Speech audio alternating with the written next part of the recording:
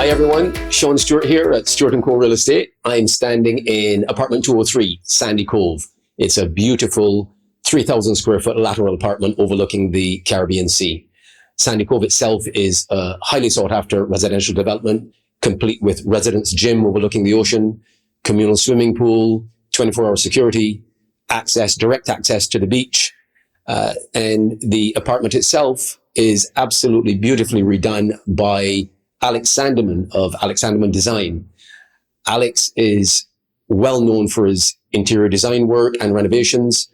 He's also known in the golf world as a Guinness Book of Records holder, and we're going to touch on that when we have a chat shortly.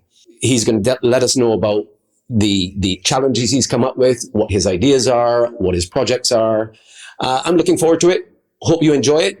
Let's get to it. Al, before we dive into design and development, tell us a bit about yourself. What drives you professionally? Different things have driven me over the last sort of 30 years. Having grew up in England, I've been in Barbados now for 25 years. And I had a career in golf, and I've always had a love for building and interior design, and always been inspired to better everything that I do. You mentioned the golf, which is fascinating. You're a two-time Guinness World Book of Record holder. Your most recent is 93 birdies in 12 hours. Tell me a little bit about that. Two-time, but only one record, sure. My golf career was coming to an end, and I was getting more involved in development, but to sort of motivate me and keep the golf spark going, I went to attempt this golf birdie record in Barbados at Sandy Lane, and did that in 2010, and somebody beat it in 2013, so I thought I'd go and give it one more go, and it just motivated me to keep the golf going, and I like the physical challenge of it. Nice. I mean, it's fascinating, and you're clearly committed in every aspect of your life. Is there anything that you've taken from golf and applied to your current profession of interior design and development? Funny question. It's my sort of downfall of my golf was I was a perfectionist. Right. And in golf, trying to be a perfectionist, you're just not going to get there. I was just too hard on myself. Perfection doesn't exist. Right. But in the interior side of development, the perfection in terms of the standard that I wanted to achieve in what I was doing really helped me in development and interior design. I mean, we're sitting here in one of your products, one of the end result of one of your creations in Sandy Cove. It's 3,000 square feet of lateral absolute luxury overlooking the Platinum Coast. Sandy Cove is a fantastic building in itself with a residence gym overlooking the ocean, communal swimming pool. You've got a private plunge pool here in the apartment. Tell me a little bit about the process putting this together, this project. Yeah, this is something we finished a year ago now. It hadn't been touched or renovated, should I say, since it was built, which was something like 16 years ago. It was a fairly big project that we had to do in 2 months because you're only allowed a certain timeline to do noisy works. So we had to really prepare well to get this job done. That takes a lot of pre-planning, I'm assuming. I mean, you got to have everything ready. You got to have all your ducks in a row, yeah. And it was an extensive renovation. We dug up all the floors, we dug up all the bathrooms, and it turned out great. Yeah, well, clearly it has. What types of other projects are you currently working on? What else have you got going on? About to start a big renovation in Sandy Lane. Nice. It's going to be an 8,500 square foot villa.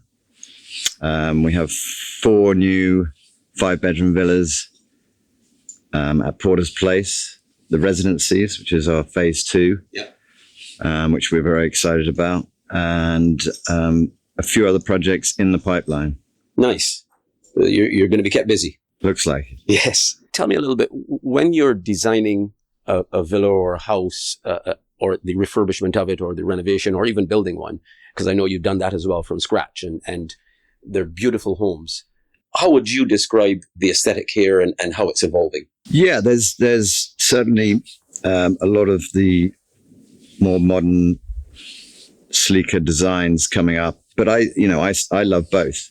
Yeah. Personally, I love the classic traditional look, and I do like the modern take on it. And I think there's also a mix of the two that is happening a lot. I was going to ask: there's a place for combining the two and creating a sort of a classic contemporary type offering? Correct. That is happening more, and a big problem with homes in Barbados is maintenance. Okay. And the more modern architecture lends itself to building more maintenance-free homes using aluminium windows and doors as opposed to wood. Wood is it's a harsh climate here. Yes, it can warp, it can rot. Exactly, it moves. Yeah. And with the modern look, you can create a much more maintenance-free home. Out of interest, the cleaner lines, the new construction techniques, etc., that I know you use, are they also better at, for instance, withstanding hurricanes? So I know, for instance, that Porter's Place, one of the developments you've been involved with, you're a lead developer there. They're lovely buildings. They're great to look at, but they're also extremely sturdy, which is yeah, absolutely. Is the new design any better than the old traditional Messel designs, or are they good in different 100%, ways? I think, yeah, for sure. I mean, they're all a lot of flat concrete roofs. Yeah. And again, you can put your services on there. You can put PV panels on there. Yeah. It's certainly, they're not going anywhere in a hurricane. Those build, and it's more maintenance free than a traditional pitch roof. Right. What are some of the common design mistakes you see in Caribbean property building, property development, and how do you go about avoiding them? You don't have to name all of them. Are there any that stand out? Is there anything that you see that you think to yourself, boy, I'm glad that doesn't happen anymore, or stuff that you try to avoid that you can see happening or happening before in the Caribbean? Yeah, I mean, there's always things you can learn from. Yeah. And I keep coming back to maintenance. Yes. Maintenance free is something we really strive to do as developers here, because, your homeowners they're looking for a home, and they don't want heavy communal fees. They don't want heavy maintenance charges. And that's part of the appeal to buying in Barbados. So you've got experience in property development and design. Are there particular things that your potential clients, overseas buyers look for? I don't know, really. I mean, buyers they're all different. They all have different expectations. Yeah. I guess you can't please everyone, can you? You can't. And some people, who want a 7-bedroom villa, to some people who want a 1-bedroom apartment, their expectations are all different. Yeah, fair enough. There are also retired couples, and then there are families.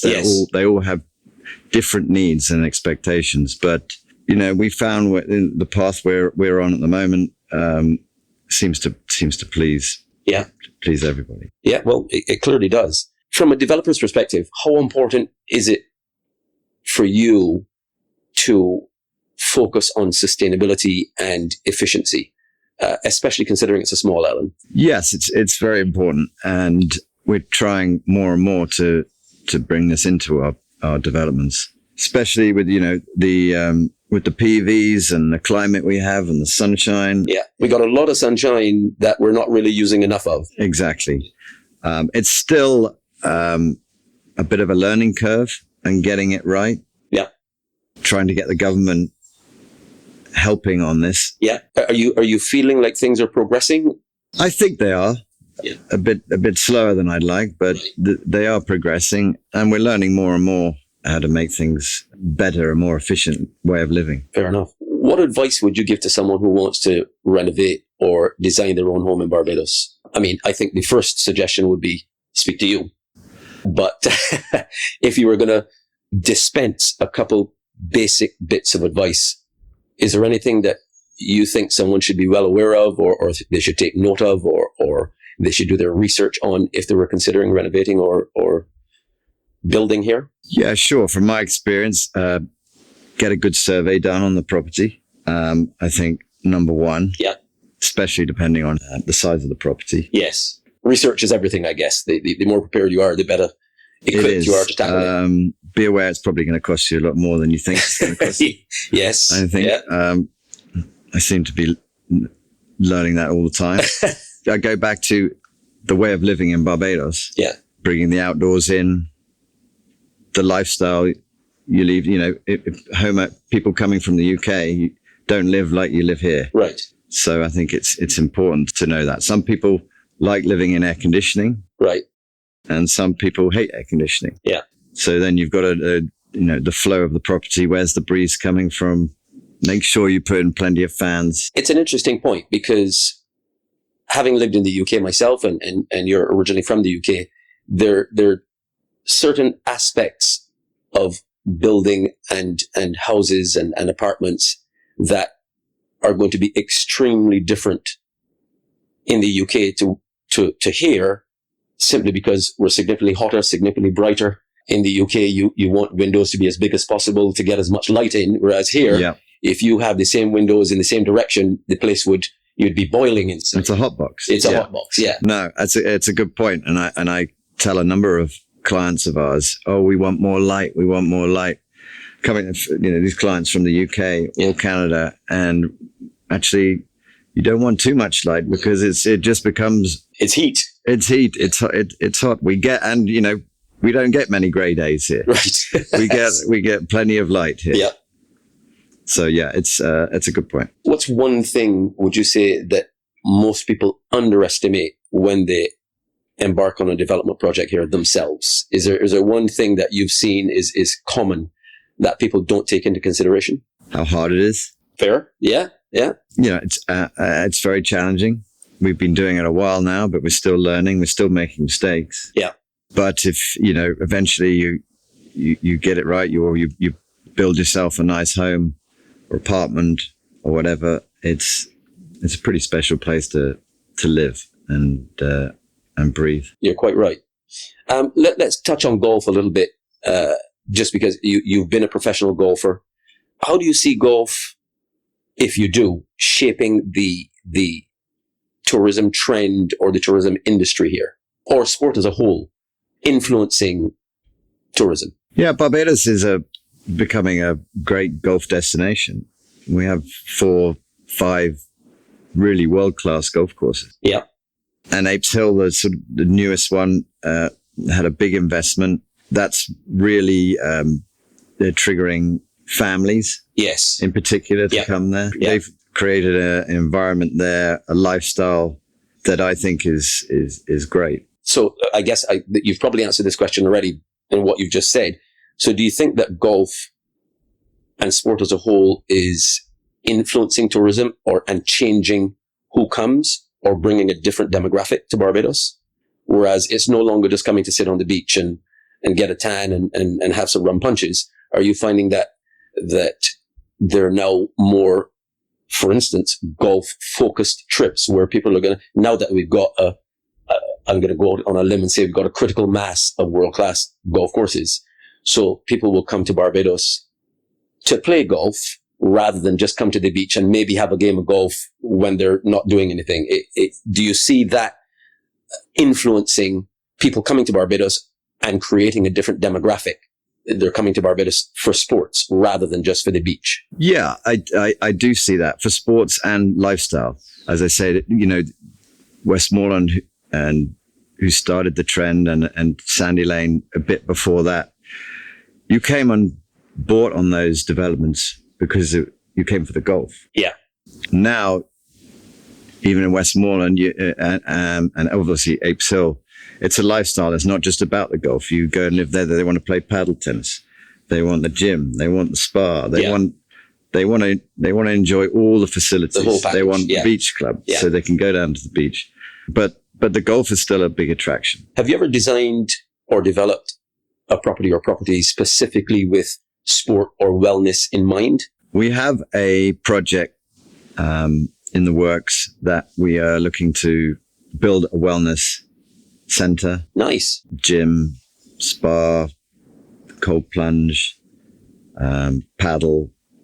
Yeah, that is in the works. In the works. Exciting stuff. Yeah, we see more and more of a demand for it. Yeah. I know I even here in Westmoreland have more and more of a demand for paddle. More people want to use the gym. Yeah. More people want to look after themselves. And so we're looking to do something that would be open to everyone. Right. I've seen in my experience, and I'm guessing you'll agree on this, is that if you build it and you build it well, people will come. If you have something that's good quality with a lifestyle element or a sports element and it's done well, people will buy into that. They will come. They will buy it. If it's there, they'll come. That's what we're hoping. That's what yes, quite. Exactly. I'll ask you again in a year or two. Yeah. See what you say. What would your dream golf lifestyle property look like? My dream property? Your dream golf lifestyle property. So incorporating golf or another sport for that matter. What do you envision with no limits? It's a difficult one to answer. Okay. I mean, Apes Hill, Westmoreland, Sandy Lane. Yeah. I'd be happy on in any of them. Fair enough. So would I, funnily enough. I mean, your reputation precedes you. If someone wanted to see more of what you do, where can they find out about you? Where can people go and have a look to see what it is you do or get in touch? Yeah, they can get in touch. We've just started our design project management company, Alex Sandeman Design. We're on Instagram. Fantastic. We are obviously doing our own projects, but we do some client stuff as well. Final question. What's next for you, either in golf, design, or something that no one knows about? Do you have anything up your sleeve? Right now, we've got a lot on. Yep. Work-wise, with the developments, just trying to build our design company, just continually trying to do a better job than the next. Yeah. But we've got our hands full for the next 5 years. So we're really just focusing on what we've got in hand. If someone is thinking about buying or building in Barbados, get a good team around you. Yep. Get a good architect. Get a good engineer. Get a good landscape architect. Yes. And good interior designer. Try and get a good team. Some people may want to think they can do it on their own, and great if they can, but there's a lot more to it than people realize and understand. And you need a good contractor as well. Yes. It's difficult coming here if you don't know about that. As I say, we offer the whole service if you want it. Yes. Which takes a lot of headache off the buyer. Yeah, there's a lot of value in and that's what mind. we are trying to do. Yeah. Yeah. So we deal with all the architect, the landscape architect, the contractor. Yeah. To protect the client, we take all the headache off them. Or you can go and do it all yourself and deal with each one. But I think it's important you have that in place. Yeah. I mean, the value there is that you have history, you know the people in every aspect of the development process. So there's no, there are no hidden problems that could arise because you've done it all before. Absolutely. I mean, we got our feet burnt a lot. Enough when we times, started. Yeah. And it took a long time to learn, but we've learned the best way to do it is A, B, C, D. It's interesting in, having been in sales for a long time, over 25 years now, and been in London in property sales for over 20 years and now here in Barbados, and listening to what potential buyers are saying and some who've bought already in Barbados.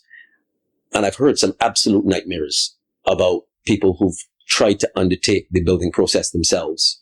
And having worked with developers here, you being one of them, I've heard the confessions of some people where they've come, undertaken it and said, we would never do it again. So I do appreciate that there's a lot of value in what you do, because there's a whole set of risk that is removed when dealing with someone on the ground who knows what they're doing. They've got experience and they have all the contacts and wherewithal and resources to take something from the very beginning to the very end. So it's great to hear your insight. Your website's alexsandeman.com. alexsandeman.com. And we can find you on Instagram as well. Is that right? Correct. Fantastic. Alex, it has never not been a pleasure talking to you. Today's no change. Thanks very much for taking the time. Thanks for allowing me to sit here in the air conditioning in Sandy Cove. I might hang out for a while after you leave. That's all right. Help yourself. Yeah. Fantastic. Stay for the week. Thanks, buddy. Thanks, Sean. Anytime. Thanks for watching, everyone. I'm Sean Stewart at Stewart & Co Real Estate. I'm on Instagram on stewartco.realestate. My website is stewartcorealty.com. Have a look. You can find the apartment that we're sitting in right now, apartment 203, and lots of other similar properties that I'm sure you're going to love. See you soon.